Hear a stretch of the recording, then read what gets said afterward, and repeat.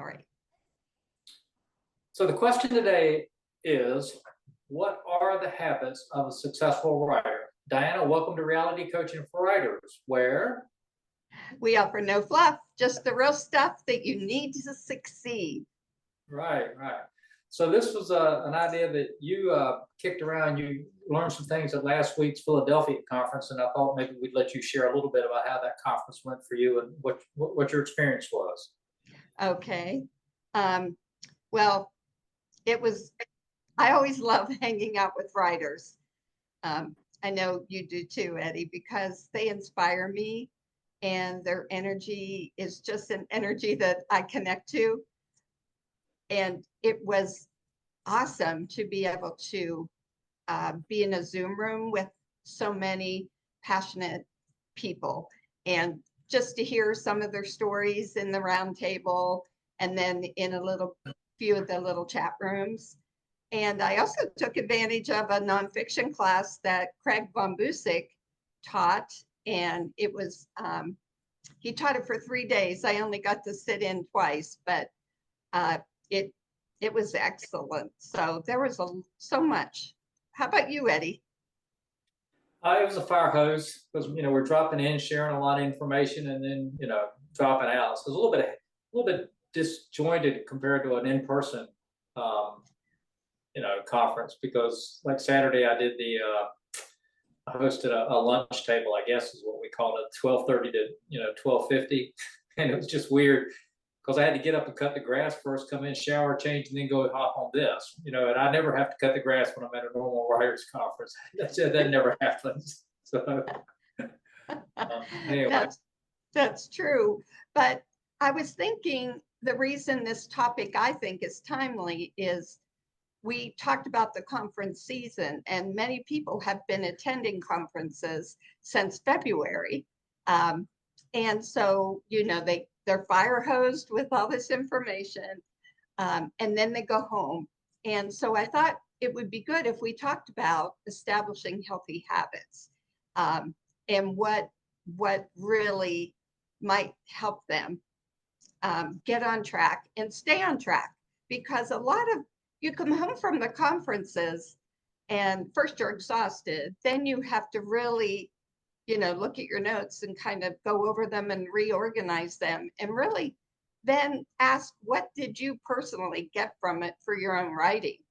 And then when you do, then it's time to set up some of these. Yeah. Yeah. So I'll tell you what, I'll jump on and I'll take the first one, because the first one on my list that we kind of went around. You've got on there to visualize your future. Visualize your future. And so I'll just speak from personal experience. And I've said this before. One thing I try to avoid doing, if I can, is I don't look at my book sales ranking. I don't look at the sales numbers, and I don't look at the royalty reports. I mean, I've got a stack of, somewhere around here, I've got a stack of envelopes from HarperCollins that shows the royalty reports, because I still get them, right? I never even open them. I just put them in a drawer. Never even open the royalty reports, right? Because if I was getting money, I'd be getting a check, right? So I haven't earned out back in advance. So I don't even look. And the reason I don't is because I'm just going to be discouraged. So I focus on the vision that I think God gave me, which was for the 2 series that I'm working on, plus now these other nonfiction books. And I just focus on the vision of what I can see, where I see the books down the road, right? I don't look at the market. I don't look at the sales number. I look at the finished product, kind of like a gardener might look at a plot of grass and go, what can I do with this and turn it into a garden, and begin to see that. Forget about whether anybody comes by and looks or whether you ever win an award for your garden. It's what do you see in that field? And that's the way I look at the visualization. How about you, Diana? Yeah. And, I know a lot of people think, well, I'm going to correct that. Some people think that, your imagination, you got to be careful. But I believe it's God-given gift, and scripture does say to guard against vain imaginations.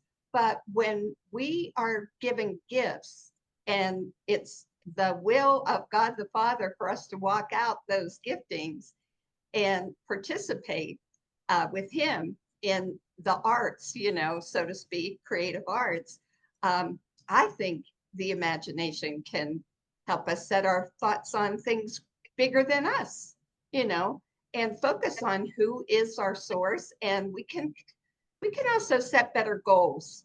I think when you keep your reader in mind, that young boy that you are writing for, when you keep him in mind, I bet it helps you stay on task. Yeah, it does, and that's the beauty of staying on task and having a vision today. And I'm not going to get into the backstory of how this came to me, but it suddenly occurred to me the pirate books that I'm writing, and even the Nick Cayden mysteries, Uh-huh. could be flipped and turned into graphic novels. And I really haven't really thought about that because I don't know much about graphic novels, but the stories lend themselves to graphic novels, and that is a bigger market to a large degree than boys Mm-hmm. reading chapter books now.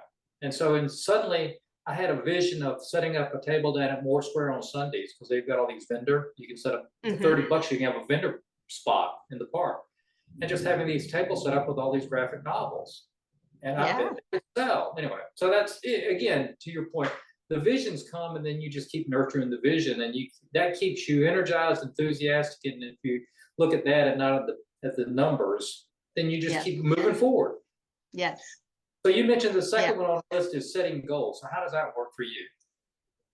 Well, they say that whatever you do not plan, you will never accomplish.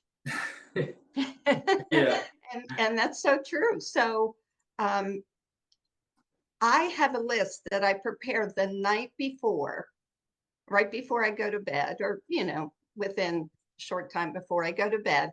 And it's called my most important task list. And I write it very detailed for the next day. I just put MIT, most important task, and then I break down my day. And then at the end of the day, there is sometimes an item that I have to move to the next day. But I find that if I make the list, I check those things off, and it keeps me on task. At lunch, I'll look at it again and I'll say, okay, where am I? Where do I have to adjust things? And it often, for me, social media, I'm a relational person. I love praying for people. So for me, I used to use lunchtime to go hop on social media and respond and talk to all these people.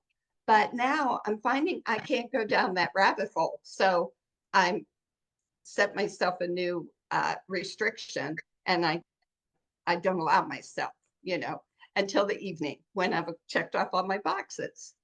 How about Yeah. you, Eddie? What about you? Well, let's see if I can do this. I don't know how well this shows up, but that's my Okay. list. Yeah, there you go. So in the red are the clients that I'm working with right now. So I've got to keep that up there so I don't forget anybody, right? These things slide through. And then on the black, it's the writing projects I'm working on. And Mm-hmm. I've managed to erase some of the writing projects this year. But there'll be others that Nice. just gets filled in. And I look at this all the time and I'm going, well, Davy Jones is almost done.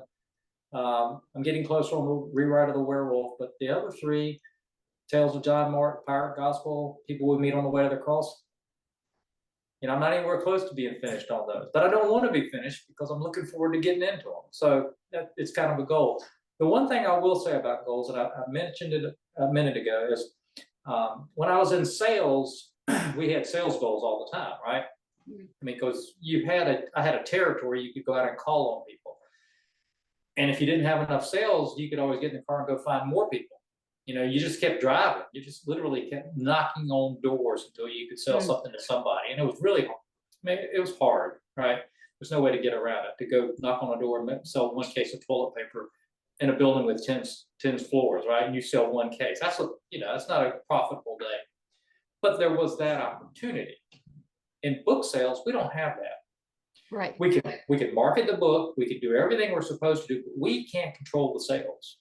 We do not have the ability to go out and find all the consumers and put a book in their hands and say, buy my book, or would you like to see my book? So for us, the sales goal thing is a little bit different, unless you are willing to go door to door and handing your book out, and saying, please consider my book. it makes it a little bit different. So Yeah. that's one caveat. Yeah. So Now you don't have your mother selling your books out of the trunk of her car, right? no, I don't have mom selling my. If I did, gosh, I would be probably a bestseller if mom was still around. I shouldn't. That's probably true. My mom would have done that for me. So I wish Mm-hmm. everybody had a mom like mine.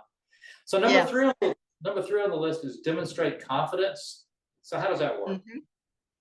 So if you truly believe this is, one of your purposes in life, many people are writing, they're working a job to pay the bills, but the real passion and calling they feel is to write, whether it's nonfiction or fiction. So if you truly believe that, then have confidence. Don't let the enemy steal your confidence, because what he has started in you, he will complete.